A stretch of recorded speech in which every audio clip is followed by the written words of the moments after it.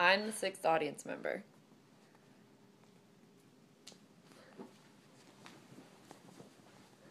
Imagine yourself sick, not just with a cold or with a fever, but with a deadly disease such as cancer.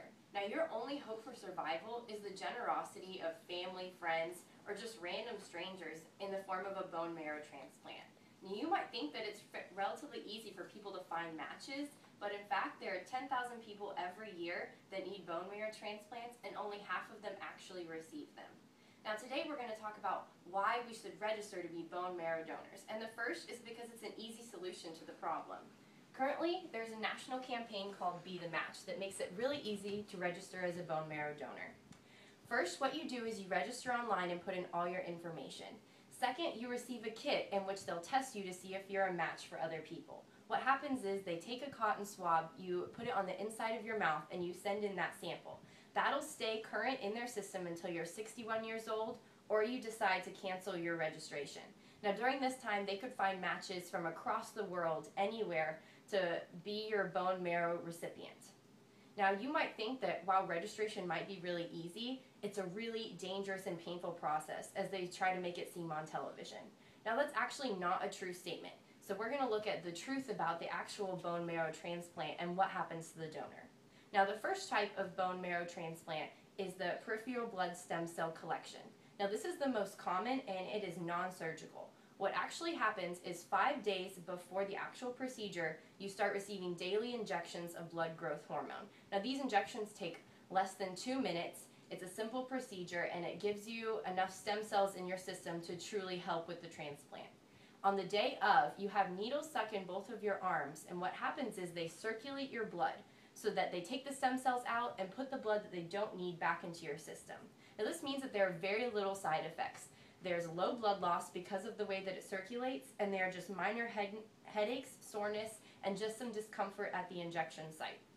Now, the one that you might be more common with is the typical bone marrow harvest. Now, this is becoming less common because it's more invasive, so doctors are using it less. What actually happens is you go under anesthesia, it is a surgical procedure, and bone marrow is taken from your hip bone. Now, you might think that this is a really dangerous procedure, but actually it's fairly simple. The only side effects are nausea, headache, and fatigue, which is typical with any surgical procedure that involves anesthesia. So it's actually very typical, harmless, and the majority of donors who go through either of these procedures are back to their normal selves within 1 to 2 days. Now that you know the truth about the procedures that go into bone marrow transplant, you might be thinking, well, this seems like a pretty easy process, but what about the cost? The cost is actually under $100 to register to be a bone marrow donor. Now, normally it can actually be free because these websites and stuff that you can sign up with actually run on donations. So this means that the more donations they get, the more likely that your registration will be free. And you might also think you're getting a medical procedure done, so it may in fact be more expensive. But the truth is that it's actually paid for by the bone marrow transplant recipient. So this means that it's totally free to you, and you can sometimes receive monetary benefits from that. Now, last is the impact that this can actually have. So what I want to talk about is over here. So this is what we talked about before, a simple cotton swab test to see whether you could be a donor. The second part is actually on these two pictures showing the process that you would go through to be a bone marrow transplant donor.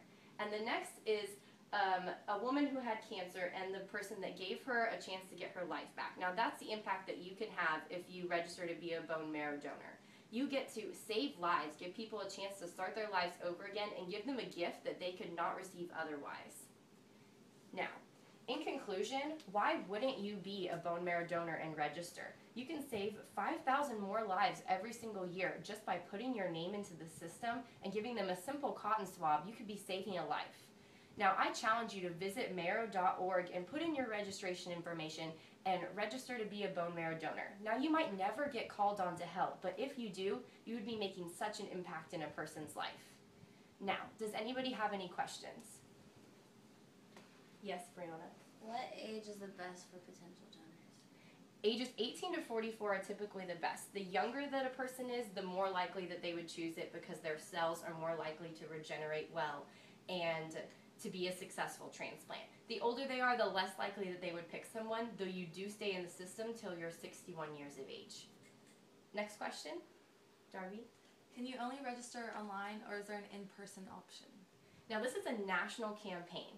So that means that there's an online option, and in the major cities across the United States, there are actually offices that you can go to.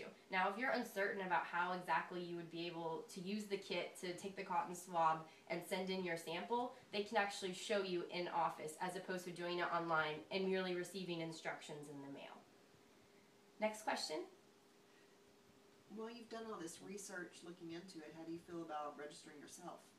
I actually feel so much better about it. Typically, I'm terrified of needles. I'd never gotten my blood drawn until this year, so it was a really big experience for me.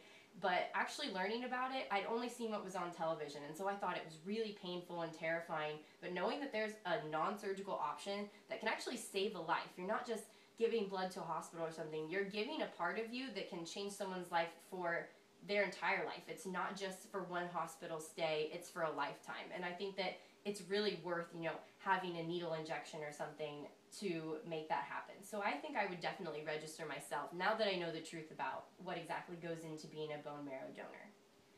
Next question. What is the most common misconception that stops people from registering? I'd say the most common misconception is both the cost and the pain factor. People assume if they put their name in the registration, 2 weeks later they'll get called up to take the super invasive procedure that's going to put them out of work for a week or something like that for a total stranger. And that's not the case. It's a very simple procedure. They also might think that they have to pay their own medical bills or that registration costs a lot of money. And neither of those are true either. It has a very low financial cost and a physical cost to you. And so I think that once people understand that, they'll be much more willing to register. So I strongly encourage everyone to register to be bone marrow donors and help to save lives in the United States today. Thank you.